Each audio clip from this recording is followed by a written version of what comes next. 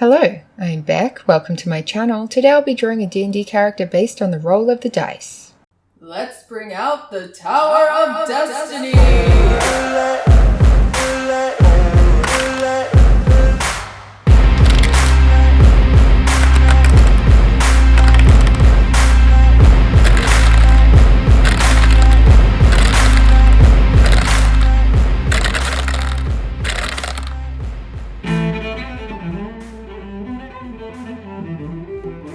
So we have a rogue, thief, sailor, Aarakocra, and as you can see from the inspiration page here, I was going for kind of a rainbow lorikeet, which is an Australian bird, mixed with a pirate, having him kind of just hanging out, so it's pretty straightforward.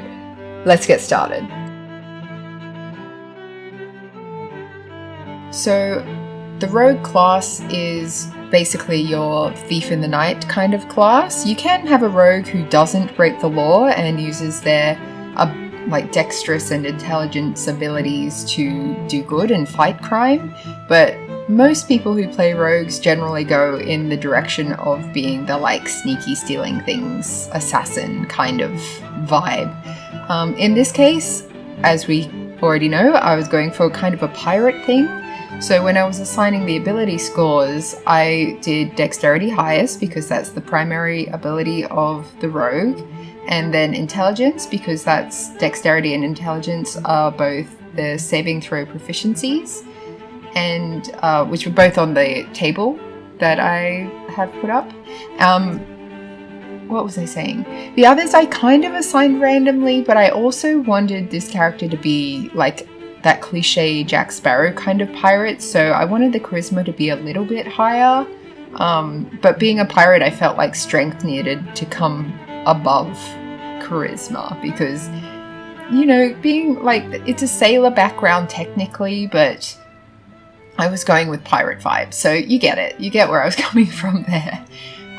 Wisdom I wanted to be the lowest score because I don't think this character is very wise. I think they're very self-involved and therefore don't really take the time to learn about people's nuances and their tells and whether they're lying or not, or even just they have high wisdom, but they don't apply that intelligence to real world scenarios. So they do a lot of dumb stuff, which makes people think they're dumb, but they are intelligent. They can remember things. They can memorize maps. They could have learnt a lot from books, but they just don't use that knowledge for anything. So that's where the wisdom comes in. Now the species is Aarakocra. If you were looking at the table when I was rolling the dice, you'll see that I had bird folk. There are various kinds of bird folk that have different stats, but the main bird folk that you get in D&D is the Aarakocra, which can be kind of any bird. Usually it's a parrot or an eagle based human bird mashup, but there's a separate one for one that's part owl called an owlin, and then you've got ones like kenku that can't fly, they don't have wings. But anyway, when I'm doing an Aarakocra, I like to use that as kind of any of the birds in the bird world could be mixed with a human and call that an Aarakocra. So unless D&D Beyond brings out any more species of bird type people, bird folk, where they use a lorikeet or a flamingo or a penguin or whatever, I'll usually use the Aarakocra so that I can draw a more varied collection of bird people. That was so much more information than you needed. I'll put the stats for Aarakocra or their main traits on the screen now, just so you can read generally what they're about.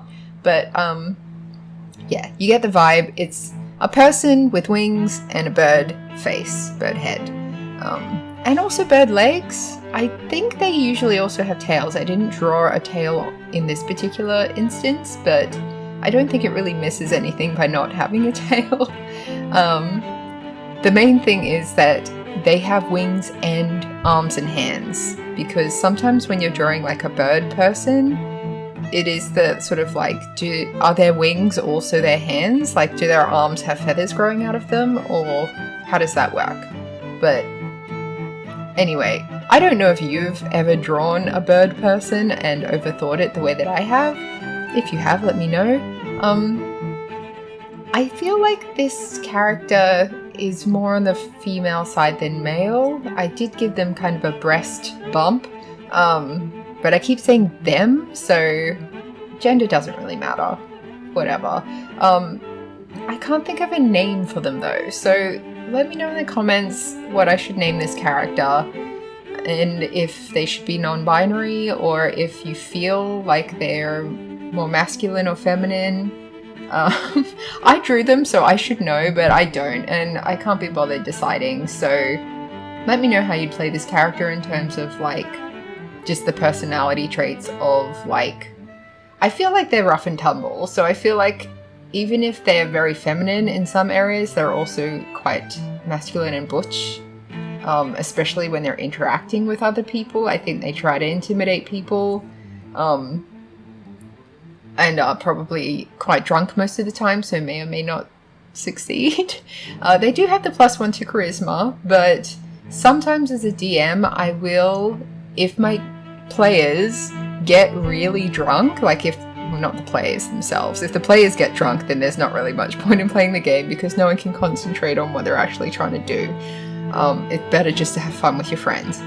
If the characters that my players are playing get drunk, so they go to a tavern and they just get completely sloshed, I will usually have that affect their ability scores, so it'll be like they have to roll with disadvantage on any wisdom or intelligence saves, or dexterity, because, you know, when you're drunk you're not exactly the most dexterous you've been in your entire life.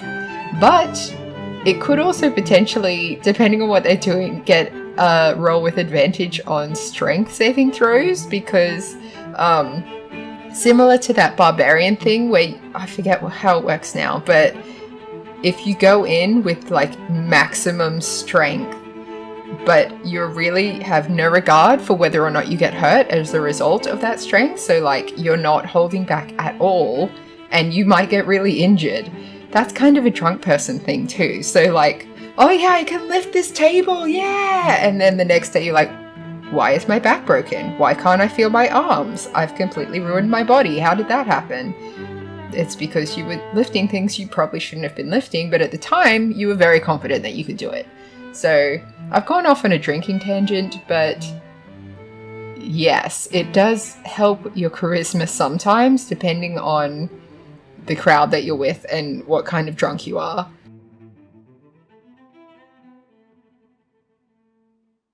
Thinking about how this character grew up, where they came from. As the background is sailor, I'll just read out this part, even though I put it on the screen a little while ago. The background is, you lived as a seafarer, wind at your back and decks swaying beneath your feet. You've perched on bar stools in more ports of call than you can remember, faced mighty storms and swapped stories with folk who live beneath the waves. So that's kind of implies adult life, but I think maybe this character ran away from home at like tween age, so not really an adult, but like, you know, not a girl, not yet a woman. They're adult enough to run away from home in such a way that it sticks, but not an adult in that they were very naive and thought that a life as a pirate at sea would be this like glamorous, adventurous affair, which, to be fair, in D&D is probably true. It would have been probably a bit more gory than they'd had in mind. I'm imagining the character now, not really sure what level they'd be at, maybe 2 or 3, is really only like 16 or 17 years old, like the equivalent of a human being that age. So still quite naive. It explains the -2 wisdom, because even though they ran away from home at a young age, they were just very lucky to have been taken in by a crew of pirates who didn't just immediately kill them, who saw the potential to have well, not even potential, just like, oh yeah, you can swab the deck, you can do all the like grunt jobs that we don't want to do, and eventually you'll be part of the crew because that's how you earn your way. And I guess true to their word, they are working their way towards being a proper pirate. At the very least, this character would have gotten a little bit of experience in what pirating is like. I imagine also, though, that they probably ran away from home not because they were mistreated or anything, but just because, like, they felt that they weren't reaching their full potential. Like, maybe they're part of a large family where they have a lot of brothers and sisters, their parents are very busy, maybe these are like Aarakocra who live in a jungle that has like a huge community and it's a very thriving and bustling, almost city-like jungle situation.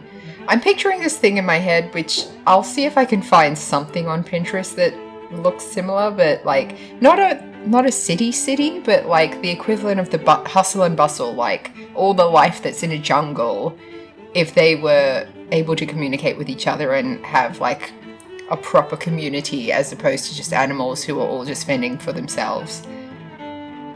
I think maybe if you don't get it, let me know and I'll try and elaborate, but it's not really relevant. The point is, this character was like, that life's not for me. I want to do my own thing, and my parents don't even know that I'm alive, so I'll just run away, and I'll like seek fame and fortune and adventure and treasure, and I'll be really cool, and everyone will be like really sorry that they didn't acknowledge how cool I was before I left. And so now they've left home. Their family is probably very, very worried about them. That could be a really good like game hook at some point, where maybe they go home or they go somewhere that's near their original home and find out that there's like a huge reward if they have been returned alive and safe. Like their parents have saved up all this money to try and pay a reward even though they're not very rich. And this character is like, if I go home, can I just get the reward and then go back to my life as a pirate? Is that a thing? Can I do that? That could be a fun way to play it. In terms of thinking why this character would join an adventuring party, one, you are assuming that the adventuring party isn't also part of this pirate crew. Obviously, it would be very easy to incorporate this character if they all were pirates, and this one was maybe like a junior member that they've just brought into the fold. But also, you could have your adventuring party kind of wake up, like the rest of them, wake up on the pirate ship, and they're being held prisoner, and maybe they incentivize this character to set them free, and they will lead that character to treasure. So it's sort of like, leave your crew, join us, and we'll give you more adventure than you can even imagine. You won't have to scrub any decks or do any grunt work at all. That would obviously appeal to this character quite a bit. Also, the potential of like, if the adventuring party is usually on land, then they probably have a better idea of where all the good bars are. So that's another appeal factor for this character. Also, you could just have the pirates plundering something on land and have the like object of like, maybe this rogue, it's their like first time out stealing something for the pirates, and they run into the adventuring party who are also trying to steal that thing.